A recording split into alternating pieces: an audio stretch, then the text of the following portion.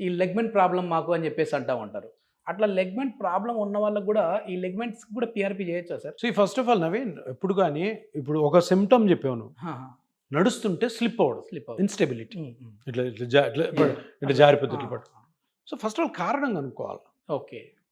అది లిగమెంటా కాదా, ఇంకేమన్నా. అందుకనే ఒకవేళ ఈ సిమ్టమ్తో నా దగ్గర పేషెంట్ వచ్చాడు అనుకో, ఓకే, నేను ఫస్ట్ ఎగ్జామిన్ చేస్తాను. మోకాలు పట్టుకొని కొన్ని టెస్ట్లు ఉన్నాయి, ఓకే, దాంట్లో ఆ ఇన్స్టెబిలిటీకి కారణం ఏంటో కనుక్కుంటాం. ఓకే, ఏది స్కానింగ్కి ముందు, ఓహో ఇది ఉంటుందని నాకు ఒక ఐడియా వస్తుంది.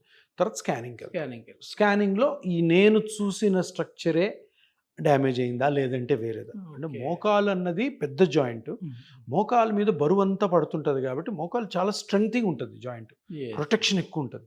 సో దాంట్లో ఏ పార్ట్ డ్యామేజ్ అయినా కూడాను ఇన్స్టెబిలిటీ రావచ్చు.